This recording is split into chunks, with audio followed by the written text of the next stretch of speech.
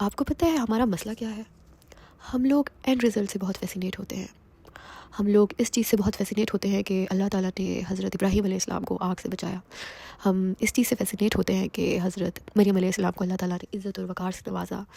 ہم اس چیز سے فیسینیٹ ہوتے ہیں کہ حضرت یعقوب علیہ السلام کو اللہ تعالیٰ نے حضرت یوسف علیہ السلام سے دوبارہ ملا دیا.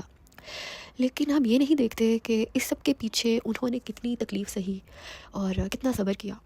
اور جو میرا رب ہے نا، وہ اتنا پیارا ہے کہ اس نے قرآن میں ان کی تکلیف کو اکنالج کیا ہے.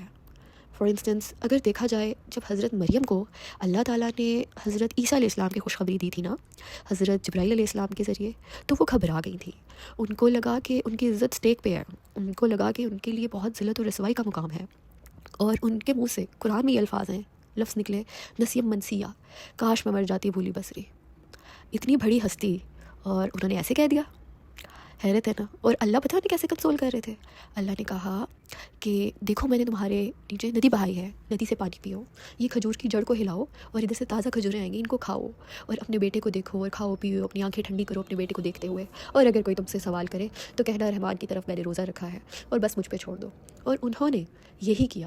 انہوں نے لوگوں کی باتیں سنی، صبر کیا، اور پھر اللہ نے معجزہ کیا کہ ان کی چھوٹا سا بیبی حضرت عیسیٰ علیہ السلام کے ذریعے اللہ تعالیٰ نے ان کی کردار کی گواہی دلائی، پاک دامنی کا ثبوت دیا.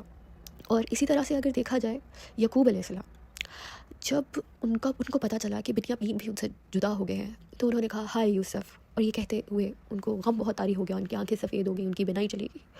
اور پھر ان کے گھر والوں نے کہا کہ آپ تو یوسف کو یاد کرتے کرتے اپنی جان کھو دیں گے. اور پھر انہوں نے کہا کہ میں اپنے غم اور دکھ کا اظہار اللہ کے سوا کسی سے نہیں کرتا، اور میں اللہ کی وہ شانیں جانتا ہوں جو تم لوگ نہیں جانتے. اب اگر ہم یعقوب علیہ السلام کی سٹوری دیکھیں تو پتہ چلتا ہے کہ وہ یوسف علیہ السلام کو یاد کرتے ہوئے بہت روتے تھے. اور ہم نے اپنا جو صبر بنایا ہوا ہے نا، ہم کہتے ہیں صبر یہ ہے کہ آپ نے رونا نہیں ہے، اف نہیں کرنا، کچھ نہیں کہنا. اور یہاں پہ بڑی بڑی ہستیاں ایک کہہ رہی ہیں کہ کاش میں مر جاتی، دوسرے کہہ رہے ہیں ہائے یوسف. یہ دو لفظ اگر کوئی پریشان ہو اس کے منہ سے نکلے تو لوگ اس کو فوراً کہتے ہیں کہ تمہیں صبر نہیں ہے، تمہارا ایمان خراب ہے، یہ ہے وہ ہے. لیکن اللہ نے ان الفاظوں کو قرآن میں ڈالا. پتہ ہے کیوں ڈالا؟ ہمارے ایموشنز کو ایکنالج کرنے کے لیے کہ ہاں کبھی کبھی ایک وقت آتا ہے میرا بندہ اس اسٹیٹ پہ آ جاتا ہے اور وہ ایسی بات کہہ دیتا ہے. لیکن بہترین بندہ پتہ ہے کون سا ہے؟ جو یہ بات کہتا ہے لیکن یقین بھی رکھتا ہے کہ میرا رب میرا ساتھ دے گا، جس کو اپنے رب پہ توکل ہوتا ہے. تو اللہ تعالیٰ نے یہی سکھایا ہے کہ کوئی بات نہیں، دکھ ہو رہا ہے، رونا آ رہا ہے، غلط الفاظ نکل گئے ہیں، ہائے یہاں میں مر جاتی، لیکن پھر بھی وہ اپنے رب پہ اعتبار کر رہے ہیں، یقین کر رہے ہیں. کیونکہ حضرت یعقوب علیہ السلام نے کہا میں اللہ کی وہ شانیں جانتا ہوں جو تم نہیں جانتے. اس کا مطلب ہے کہ تکلیف بہت زیادہ ہے، برداشت نہیں ہو رہی، سمجھ نہیں آ رہی، لیکن پھر بھی مجھے اللہ کی رضا پہ، اللہ کے پلان پہ یقین رکھنا ہے کہ وہ میرے صبر کا مداوع کرے گا. اس لیے تو ان کے صبر کو خوبصورت صبر کہا ہے. اور اگر حضرت مریم علیہ السلام کو دیکھا جائے، بے شک ان کے زبان سے الفاظ نکلے، لیکن جیسے اللہ نے ان کو حکم دیا انہوں نے ویسے ہی کیا، انہوں نے صبر کیا. اور پھر اللہ نے ان کو اتنا اونچا مقام دیا، اتنی عزت نوازی کہ ان کا ذکر قرآن میں آ گیا.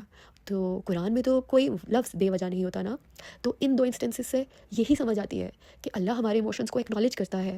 اور ہمیں صبر یہ نہیں ہے کہ ہم بالکل خود کو نم کر لیں، صبر یہ ہے کہ ہم اپنے ایموشنز کو ایکسیپٹ کر لیں، لیکن اس کے ساتھ ساتھ اللہ پہ یقین بھی رکھیں کہ وہ ہماری مدد کرے گا، وہ ہمارا رستہ بنائے گا، وہ ہمارے لیے آسانیاں کرے گا. اور بے شک میرا رب، بے شک حضرت یعقوب علیہ السلام کی طرح میں بھی یہی کہوں گی کہ اللہ کی شانیں تو کوئی نہیں جانتا. اللہ کی شان بہت زیادہ ہے، ہماری سوچ سے زیادہ. اللہ ہر چیز پر قادر ہے اور اللہ اپنے بندے کو تنہا نہیں چھوڑتا.